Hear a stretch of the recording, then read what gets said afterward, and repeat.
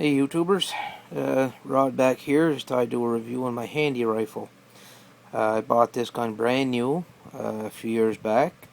Paid $300 for it. Chambered in the big old 4570. It's pre-Remington, so the quality is actually decent on it, fit and finish. The wood is kind of plain on it though, but what do you expect? You know, $300 gun. Does get the swivel studs. The butt plate isn't fit perfectly, but that's how it came. It's got the little mark in the wood there. They just kind of sealed it with some kind of a varnish. Generally like a shotgun action almost in shape, but they're a lot stronger. They're actually quite weighty. This gun weighs about 6.5 pounds, and it's only got the 22-inch barrel on it. The shorter barrel. It's not the Buffalo Classic. Just got a 4-power center point scope on it. It's actually an air rifle scope. It's the only scope that's withstood the gun. This gun has went through 9 scopes, loopholes and burrises included. So all you loophole fans out there, yep, they can break, because this gun's broken.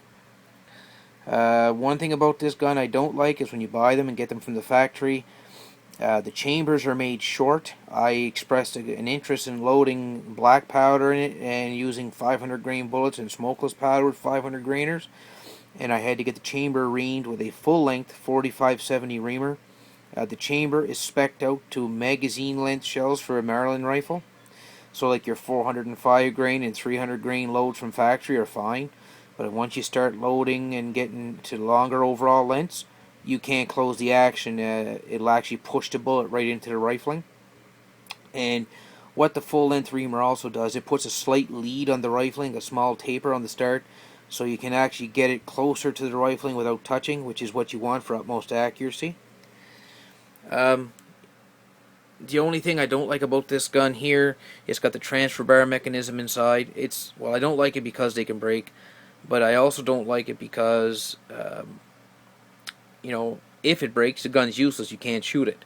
The gun goes into a safe mode, and no matter how many times you pull the hammer back and whack it ahead, the gun won't go off. The hammer or the transfer barrel block the firing pin or the hammer from the firing pin completely until it's taken apart and replaced. I mean, it's a safety feature. It's just something I don't like.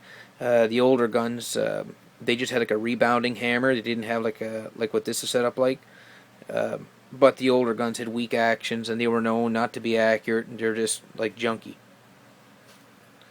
But as far as scope mounting on this, that's the original mount that came with it in the box. And 2 things I don't like about it. One, it's just really long, and it's, as you can see, it's got a fair bit that's hanging out over the breech. Where the rings are attached now are the only 2 slots that come with it from factory. I had to file that one out to put a compact scope on it, which I ruined. The crosshairs fell out of it. It was a Burris compact. And I bought this scope at Walmart. It's an air rifle scope. I mean, I said, what the heck, for $39 I'm going to try it. And it's been on here for a little over a year. And no problems yet. This thing shoots a 2-inch group all day at 100 yards. The rifling of these is very shallow. It's twisted 1 in 18. And it's got a target recessed crown. That's from the factory, so it'll protect your bore. The sights are pretty crude on them. That's the front ramp. It's, as you can see, the blade is kind of thick. And I had this gun, I fired a few potent loads out of it, and I don't know where my back piece went for the sight. It's gone. And it is a Williams sight, but that piece that slides up and down is made of plastic, so and that's an aluminum base, so I couldn't really expect that to last long. But I got a scope, so I don't really need that anyhow. All in all, not a bad gun for $300. The only problem they had with them, like really with the higher pressure calibers, is every couple of shells you go to eject it, they had automatic ejection on the rimless shells on the older guns, and they were having problems extracting the rounds because they were actually swelling under like every 4th or 5th shell. I had a 25-06, and it would stick the shell in there, and I'd have to close the gun, wait about a minute, then open it, and it would eject the shell. I think those calibers are they're not suited for this kind of an action. But anything that's low pressure like 45-70, 30-30, I don't know, any other of those caliber, like 35 Remington, something, you know, that's not very potent, or the little 7.62 by 39 caliber would be fine. My buddy got a 444 like this, and he's had a couple of problems with it. It's pretty high pressure, and he had problems with actually the brass getting all blown out of proportion. So, but 4570 it's a great caliber to have on this. It'll anchor anything, and I've shot a couple of deer with it, and I shot a moose, and never had any issues with it. So, it is an SB2 receiver. They class as a rifle receiver. It's pretty heavy actually if you pick them up. They weigh about 6.5 pounds, and they balance really well. The older guns were kind of light, just on a 10 gauge shotgun receiver, and they just interchanged barrels.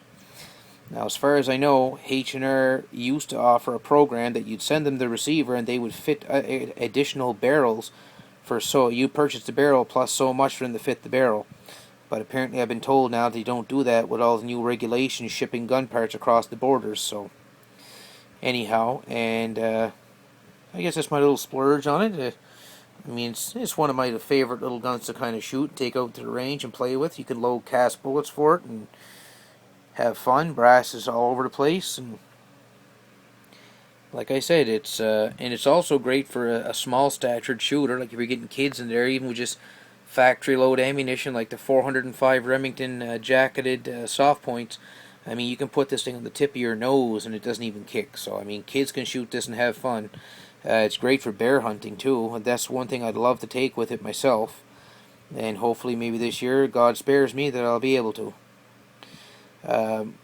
Like I say, I'll just reiterate too about the chambers. The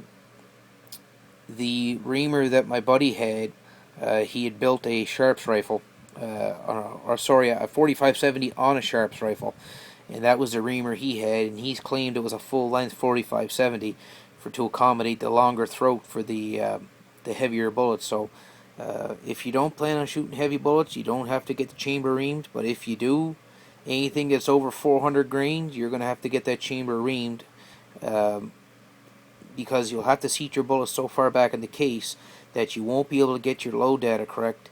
You know, like if I use my 42 grain load of 322 and I didn't have this chamber reamed, I'd have compressed loads all the time, and it doesn't call to be a compressed load, and that can affect things too. So just to play it safe, you know, gunsmith probably charge you $20 if he has a reamer to ream it through, and it doesn't hurt the gun at all. It does not void warranty whatsoever. I called Harrington Richardson long before I did it, and they said that as long as it was done by a gunsmith and I had a receipt, and that it was to an improvement over the gun to accommodate a proper cartridge, they had no problem with it. So I mean, what can go wrong with it? There isn't a whole lot. There's a couple of springs and a couple of little parts inside. That's it. For the most part, you're not going to hurt this thing otherwise. So, just my little splurge on it, guys. Just wanted to show it to you, and maybe do another review on something else that I have. But if you want a cheap little scope, something just to put on there, or any other little bush rifle, I'll tell you guys, go to Walmart and pick one of these things up, or Canadian Tire. They sell them too.